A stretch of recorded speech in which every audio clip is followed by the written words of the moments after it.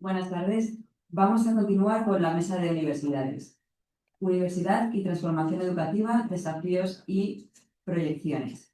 En primer lugar, vamos a dar la palabra a Aldo Tello, rector de UCEPES.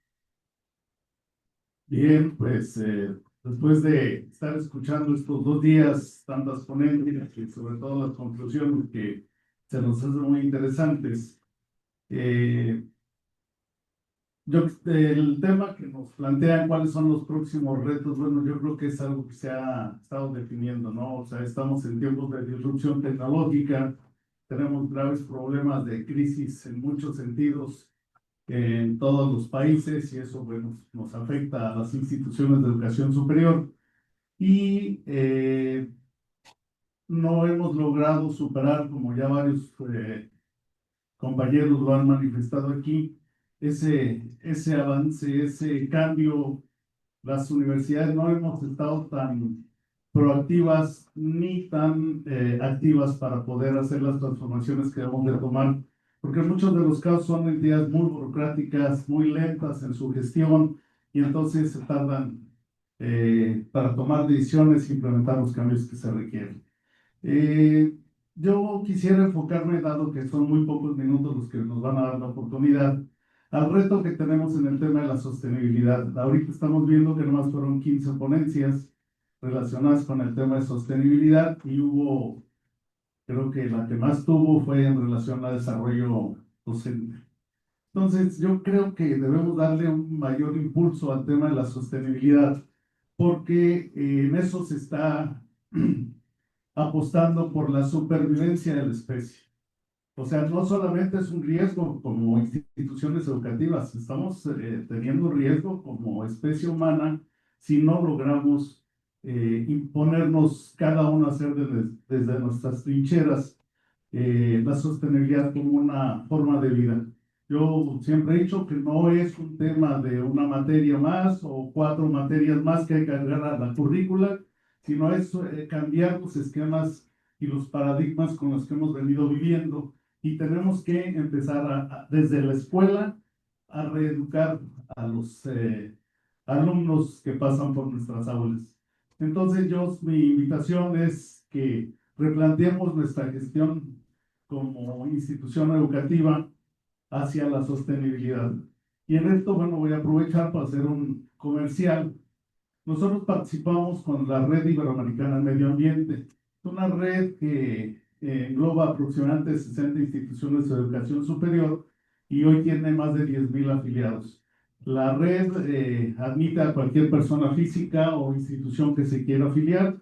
La afiliación es gratuita, más o menos son alrededor de 12 congresos que se llevan a cabo en el año en cada una de las sedes de las instituciones que participamos y ahí podrán empezar a ver muchas cosas en relación a la sostenibilidad. Y que además, pues, las escuelas, las instituciones, adopten como un credo los 17 Objetivos de Desarrollo Sostenible. Entre uno de ellos, pues, lo que estamos desarrollando aquí, la creación de alianzas que nos permitan avanzar más rápidamente en los diferentes puntos. Entonces, mi participación sería en la invitación a replantear el pensamiento de las instituciones, enfocándonos a la sostenibilidad como uno de los principales retos que se nos deben de presentar a las instituciones. Pues muchísimas gracias. Vamos a dar paso ahora a don Alberto Gárate, vicerrector académico de la Universidad CETI. Muchas gracias. Bueno, ya estamos en la parte final de esta que va a ser muy recordada edición de Leida. Me recuerdo la del 2020 que fue pandemia y que la estábamos organizando en CETIS Baja California y que todos estábamos muy ilusionados en ir a la universidad, a la frontera, y de pronto se vino la pandemia y tuvimos que mantener esa idea a pesar de las circunstancias. No teníamos tanta capacidad como la tenemos hoy para cambiar de un día para otro. Y ahí nos llevó meses a hacer el cambio, pero finalmente lo logramos sacar. Entonces, eso lo recordamos mucho. Y esta edición de ley también la vamos a recordar por múltiples cuestiones. A ver, quisiera centrar estos 4 minutos que me quedan en lo que podríamos hablar de tendencias de la universidad Lo han dicho hace ratito ya en la recuperación de lo que han sido las mesas de trabajo. Sin embargo, quiero acudir a un buen novelista español, Arturo Pérez Reverte, que escribió una novela llamada City. En unos momentos cumbres de esa novela, el Cid Campeador, a propósito de acuerdo dar sus servicios de guerrero al rey moro Mutamani. Y esta le pregunta, ¿qué harás por mí, Cid? La respuesta del gladiador es contundente y creo que vale la pena ese capítulo del libro porque le dice, haremos todo lo que se pueda hacer, también lo que no se puede hacer. La frase vale para el capítulo, también es muy útil para una rápida mirada a la universidad de hoy. Y me traigo la frase, haremos todo lo que se pueda hacer. ¿Qué estamos haciendo en la educación superior en nuestros días? En una rápida mirada de águila, sí, muy amplia. Estamos viendo un crecimiento sostenible de la matrícula. La cobertura se va ampliando año tras año. En general, en los países, a pesar de los rezagos. Lo segundo es que la competencia en los países se va agudizando, al menos en las latinoamericanas, por incrementar la matrícula. Y de esto estoy seguro que Portugal y España no se escapan. Hay una competencia feroz por matrícula en las universidades públicas y en las particulares. La pospandemia 3 aceleró y subió al escenario la diversidad de modalidades y de modelos de educación. A la presencialidad se van filtrando modalidades que fueron experimentales y que ahora están levantando la voz, tales como la virtualidad síncrona, las clases 100% en línea, las combinadas, las híbridas y demás. 4. Las universidades posmodernas y posglobales, que así se identifican, empiezan a verse como ejemplos posibles. Centros educativos sin fronteras, con modalidades en línea y con este principio pedagógico, educación para la vida. Agarraron esa frase y ese eslogan y no se sueltan. Y las universidades pasaron algunas de tener 20,000 estudiantes a 140,000. ¿Qué estudiantes? No sabemos, pero 140,000 y están en el epicentro, algunas de ellas en España y desparramadas por toda América Latina. Educación para la vida. Y ya están en la mayoría de los países de Iberoamérica. 5. A nivel de profesorado universitario, la generación mayor, por lo que antes se consideraban los sabios de la tribu, profesores con muchos años dando clase, están más o menos azorados, primero por las genialidades del Internet y ahora por las fantasías todavía inexplicables de la inteligencia artificial. Las maravillas de la tecnología parecen rebasar a sus fuerzas. Es probable que eso esté precipitando su salida en la universidad. Al menos en algunos estudios sobre trayectorias de profesores universitarios con 25 o 30 años en la docencia, eso parece mostrar que se quieren ir, que se están yendo, pues simple y sencillamente no entienden lo que está ocurriendo. Y por último, en ese marco de vincular la tecnología a la universidad, los consorcios, ¿han escuchado hablar de los consorcios? Seguramente, ¿no? Bueno, los consorcios se han metido en las escuelas como la humedad en estos días de lluvia en Santo Domingo. La presión que tienen las rectorías por los rectorados, por docenas de marcas que venden el paraíso, es excesivamente fuerte. Dejar entrar algunas impacta sin lugar a dudas los sistemas curriculares y los modelos propios de las universidades. Y no estamos siendo lo suficientemente críticos con esos consorcios porque son decenas y decenas y cada día aparecen nuevos. Bueno, eso es hacer todo lo que se puede hacer, pero también las universidades tendrían que hacer lo que no se puede hacer. Y no estoy diciendo esta frase desde la ilegalidad, sino desde las posibilidades, ¿no? Y ahí esto está abierto. En el caso del CID, si bien era un mercenario que vendía su fuerza al mejor postor, y algún día lo discutía con Mario, también es cierto que la frase se ancla en 3 principios o cualidades muy importantes y muy interesantes. El CID decía que iba a hacer lo que no se podía hacer desde su conocimiento, la estrategia de guerra, desde la voluntad, que era insondable, y desde el compromiso que adquiría al vender los servicios a alguien.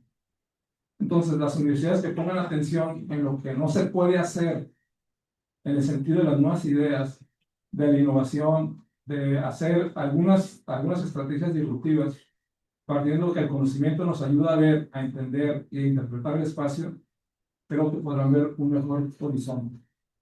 Pero bueno, ahí estamos y no sé si en este momento abrazar a los consorcios y a la transformación digital, sin el suficiente razonamiento, nos puede augurar un mejor futuro. Digo, está por verse y por estudiarse también. Muchas gracias. Muchísimas gracias.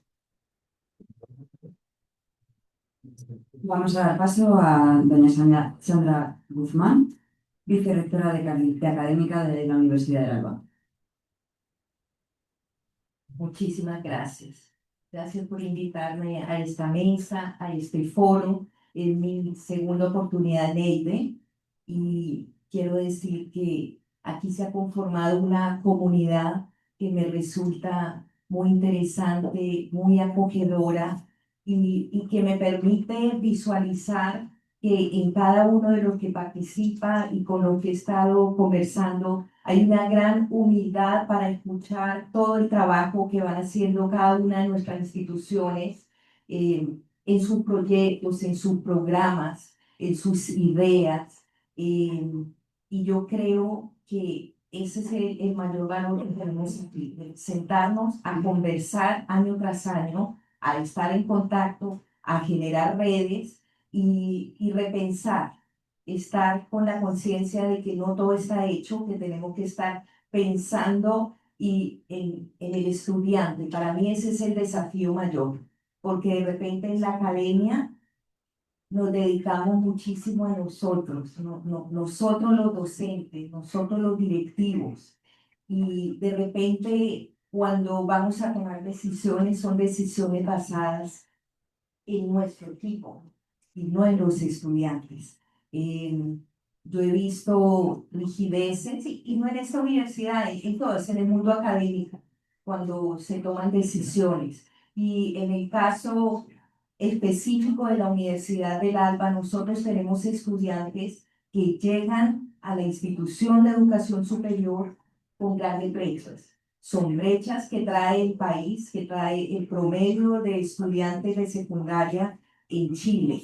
Y nosotros tenemos que acogerlos, nivelarlos y apoyarlos. Y entonces el desafío es gigante porque uno piensa en los procesos de admisión, espera que lleguen los estudiantes y después uno se pone muy rígido cuando ellos no pueden y cuando se van quedando atrasados. Entonces, para mí el desafío más grande es que nosotros podamos siempre pensar en ese estudiante que vino, que confió en la universidad para partir con una carrera, con un estudio que de pronto siempre lo visualizó como algo poco posible y que se le hace posible. Entonces, en ese sentido, pienso que lo que se ha mencionado en distintas ponencias relacionado con la transformación digital, nosotros vemos estudiantes que llegan y como decían en la presentación de hoy, son hábiles con sus redes, pero no son ciudadanos digitales. Yo pienso que hay que prepararlos para que puedan vivir en el mundo digital, que puedan producir, que puedan desarrollarse en todos los ámbitos, y para ello tendríamos que nosotros generar ambientes propicios para ese aprendizaje y ambientes propicios para que el día de mañana en el ejercicio de sus profesiones ellos también puedan sacar provecho y puedan ser un gran aporte en las instituciones en las que se encuentren.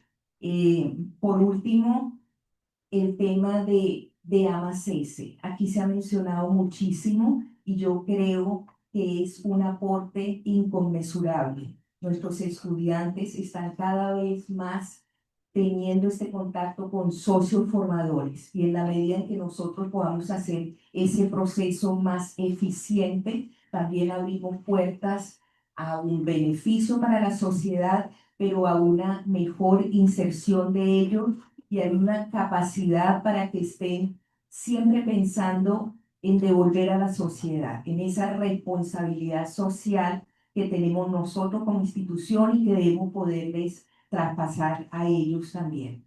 Muchísimas gracias. Muchas gracias. Pues damos paso a Andrea Figueroa, decana de la Facultad de Educación de la Universidad Central. Muchas gracias. Buenas tardes a todos y a todas. Cuando se nos plantea la pregunta del desafío de las universidades, sin duda cada uno de nosotros no puede dejar de ver que las instituciones de educación superior han estado sometidas a fuerzas internas que han permitido el avance y el desarrollo, pero también elementos que la misma política desde los distintos países y, por cierto, los marcos también de proyectos internacionales van desafiando a las distintas instituciones. Por eso, quizás hoy día en una mirada mucho más amplia, las instituciones se ven enfrentadas a desafíos en las áreas de docencia, de vinculación con el medio, vinculación con los territorios, de investigación, de internacionalización y, por cierto, de aseguramiento de la calidad. Pero más allá de pensar entonces en una mirada más sistémica, yo quisiera focalizar los desafíos que creo que se enfrentan las instituciones de educación superior en tres grandes puntos: los modelos educativos, la diversidad de los perfiles y, por cierto, las trayectorias educativas. Desde ese enfoque, entonces, las instituciones de educación superior, el gran desafío no es tan solo ha estado centrado en modelos educativos, en levantarlos, diseñarlos, construirlos, generar un ethos que efectivamente aglutine las visiones sobre aprendizaje, el sujeto que aprende, los procesos curriculares, los marcos en los cuales se desarrollan las propuestas formativas institucionales, sino que también en evaluar constantemente estos modelos educativos e integrar los desafíos de la transversalidad que hoy día las distintas mesas han planteado sobre inteligencia artificial, los temas de migración, educación inclusiva, como aspectos centrales en los modelos educativos, pensando en una educación que está en constante transformación. La segunda tiene que ver con las trayectorias y pensar entonces en las rutas formativas que las distintas instituciones proponen. Esto implica no tan solo transitar a trayectorias formativas que sean flexibles, diversas, articuladas y vinculadas, pero también muy en sintonía con la creación de conocimiento y pertinentes a cada uno de los contextos de nuestros países, que nos permitan también no tan solo responder desde las instituciones a el sistema productivo, sino que a una configuración del sujeto de cada una de las naciones que están definidas en nuestras constituciones. Y, por cierto, no dejar de pensar en la diversidad de perfiles. Hoy nuestros estudiantes, y esperamos que así sean las instituciones, avancen a consolidar sistemas de educación superior que valoren la diversidad y, por cierto, los perfiles, las trayectorias formativas, las necesidades, las rutas de aprendizaje, pero también entonces el cómo las distintas instituciones reconocemos esa diversidad de perfiles y acompañamos en el proceso formativo a nuestros estudiantes desde la perspectiva de una educación inclusiva. Por ello, para ir cerrando en función del tiempo, sin duda nuestras universidades han estado sometidas a una alta burocratización y también a una alta estandarización. Pero la invitación entonces desde la mirada de esta decanatura es volver y reconocer, más bien volver al ethos universitario que nos convoca y desde ahí entonces generar propuestas que puedan ser armonizadas con las políticas públicas, reconociendo el sentido más profundo de la academia y de la generación de conocimiento para una educación inclusiva. Muchas gracias. Muchas gracias. Y vamos a terminar esta pasada de universidades con don Mario Martín, que todo el mundo lo conoce, pero bueno, lo voy a presentar como director de la Cátedra Iberoamericana de Educación y Coordinación General del EIDE. Muchas gracias. Gracias por la presentación. Gracias también a los colegas y las colegas que forman parte de esta mesa. Voy a tratar de ser muy breve, entre otras cosas porque la temática pues daría cada uno de los elementos. Me ha parecido muy pertinente que cada uno hemos elegido como un foco, sin en ningún momento tratar de hacer una descripción general o aportar soluciones generales a la universidad, ¿no? del siglo XXI. Es evidente que cuando se habla de universidad podríamos poner en la mesa lo público, lo privado, la financiación de las universidades, la selección del alumnado, la selección del profesorado, la acreditación, calidad, la investigación, si más importante, la docencia, qué peso debe tener cada una de ellas, la gobernanza, los aspectos metodológicos, etcétera. O sea, cada uno de estos temas darían para N congresos, como de hecho hay todos los años N congresos sobre estas temáticas. Yo lo voy a focalizar en la internacionalización con el permiso de nuestro vicerrector de Relaciones Internacionales de Alcalá, Julio Cañero, un poco pensando en lo que nos ocupa, ¿no? Y en el contexto en el que estamos, que es el iberoamericano. Bueno, pues aún así, si quisiésemos profundizar en la internacionalización de una universidad, aunque fuese poniendo el foco en Iberoamérica, yo creo que necesitaríamos, o sea, toda institución necesitaría un modelo propio. Entonces, esa es la gran búsqueda, yo creo, y el gran reto para cada universidad. No todos valemos para todo, no todas las instituciones están ubicadas geográficamente o tienen los recursos necesarios para hacer todo. O sea, en un momento o en otro tienes que elegir, ¿no? Como aquel cazador que sale un montón de piezas en el momento y se fija en una, si quiere realmente cumplir el objetivo de cazar algo, ¿no? Entonces, esa es un poco, digamos, la primera idea. Después, obviamente, también la estructura. Sin estructura, sin un mínimo de estructura, al final se cambian las personas y desaparecen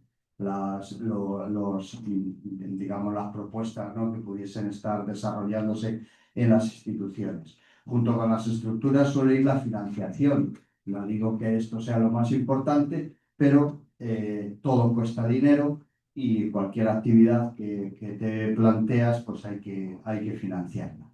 Pero yo iría a aspectos más de profundidad en esto, nosotros los de gestión educativa, que hablamos del iceberg organizacional, pues vemos lo que está por fuera, pero luego lo que está abajo. Pues a lo mejor lo que está abajo es mucho más de lo que está por fuera. Y es, por ejemplo, el respeto, o sea, cómo te presentas, cómo se presentan unas instituciones con otras, cómo te relacionas, ¿no? Cómo se relacionan unas instituciones con otras, independientemente de que una tenga 120.000 estudiantes y otra tenga a lo mejor 20.000. Entonces, el manejo de esas cuestiones yo creo que es muy, muy relevante, ¿no? Por eso yo suelo hablar del respeto. Hablo también de la seriedad, ¿no? Y de dar seguridad. Cualquier acción que propongas tienes que tener claro que vas a poder sustentarla en el tiempo, ¿no?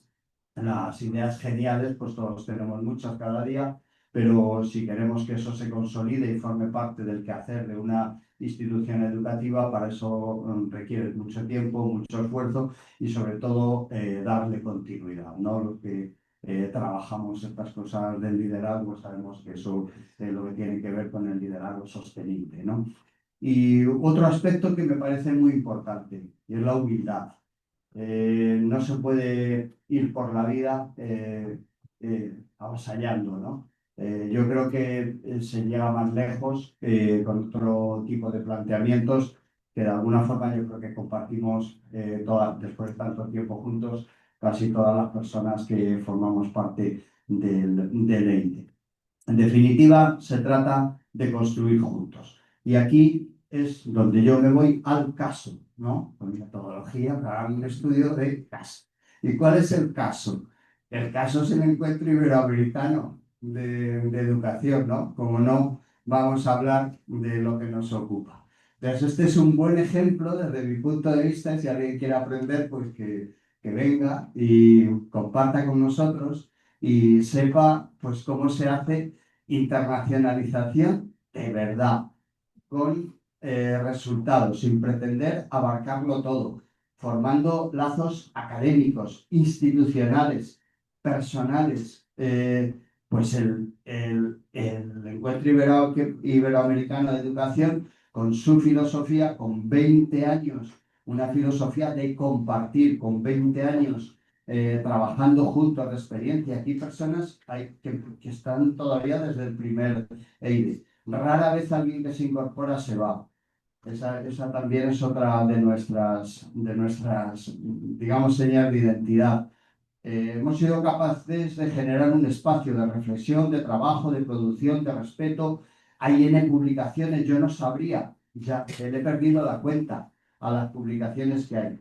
Ni siquiera las que directamente se generan del encuentro iberoamericano. Imaginaros ya las que luego surgen, porque hay microgrupos después del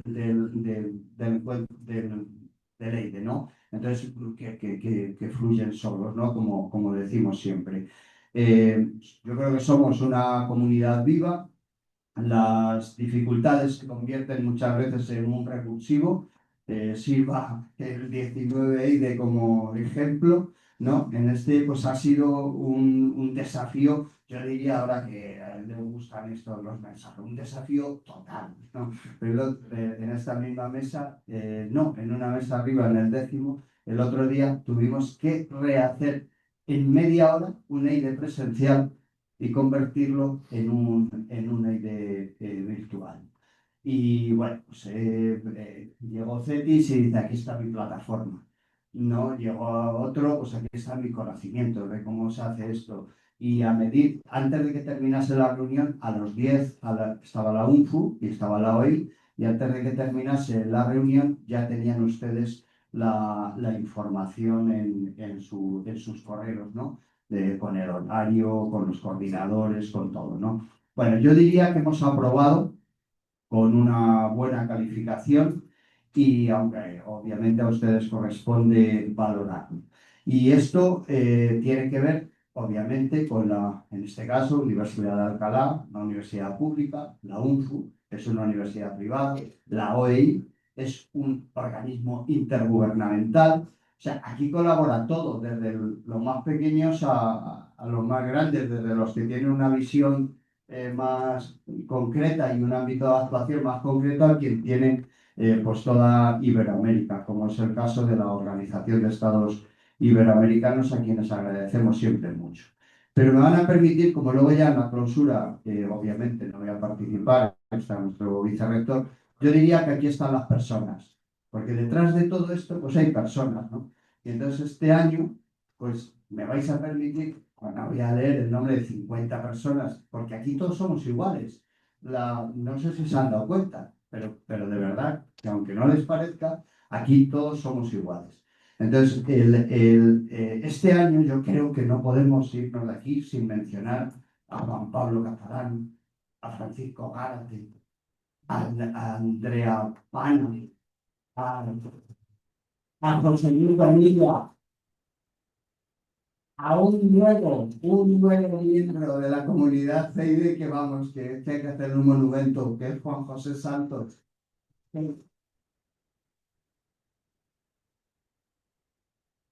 ¡Qué paciencia! Como diría mi abuela, ese santo varón. Bueno, pero yo me pondría luego, pues claro, institucionalmente, pues Julio Cañero, pues es que aporta muchísimo. José Luis Viceri, Nieves, yo qué sé, es que me pongo aquí, Gabriela, todos, daros por favor todos y todas por mencionados, y a mí no me queda más que decir.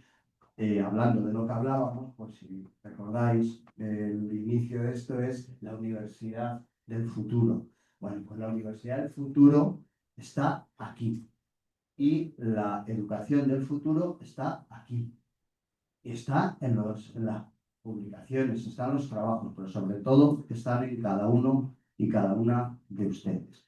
Así que muchas gracias por estar aquí un año más y seguir sumando. Gracias.